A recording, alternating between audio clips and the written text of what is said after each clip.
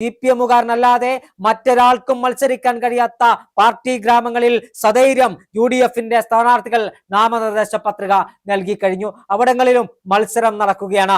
ജനാധിപത്യത്തിന്റെ പ്രാണവായു അത്തരം പാർട്ടി ഗ്രാമങ്ങളിലെ ആളുകൾക്ക് ശ്വസിക്കാനുള്ള അവകാശമുണ്ടെന്ന് CPM-കാരന്റെ മുഖത്തു നോക്കി പറയാൻ ചങ്കൂറ്റം കാണിച്ച തന്റെ ഇടമുള്ള നട്ടലുള്ള ആണും പെണ്ണും ഇത്തരം പ്രദേശങ്ങളിൽ ഉണ്ടെന്ന് ഇനിയെങ്കിലും CPM-കാരൻ മനസ്സിലാക്കണം. 2025-ലെ തെരഞ്ഞെടുപ്പിന് ശേഷം 2030-ലും കേരളത്തിൽ തെരഞ്ഞെടുപ്പ് നടക്കും. എഴുതി വെക്കാം CPM-കാരാ നിങ്ങൾക്ക്, 2030-ൽ CPM-കാർക്ക് എതിരാളികളില്ലാത്ത ഒരു വാർഡ് പോലും കേരളത്തിൽ ഉണ്ടാവില്ല.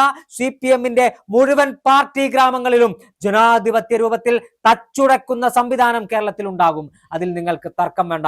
മലപ്പട്ടത്ത് മറ്റിടങ്ങളിൽ ഗാന്ധി സ്തൂപം സ്ഥാപിക്കുന്നതിനെതിരെ അടക്കം പ്രതിഷേധം തീർത്ത പ്രതികരണം നടത്തിയ CPM-ന്റെ ഇരട്ടത്താപ്പ് തുറന്നു കാണിച്ച് പാർട്ടി ഗ്രാമങ്ങളിലേക്ക് കടന്നുകയറി അവിടെ ജനാധിപത്യത്തിന്റെ പൊൻവെളിച്ചം വിതറാൻ, അവിടെ മതേതരത്വത്തിന്റെ പ്രാണവായു ശ്വസിപ്പിക്കാൻ കോൺഗ്രസ് ഉണ്ടാകുമെന്ന പ്രഖ്യാപനമാണ് കണ്ണൂർ ജില്ലയിലെ കോൺഗ്രസ് ഉയർത്തിപ്പിടിക്കുന്നത്.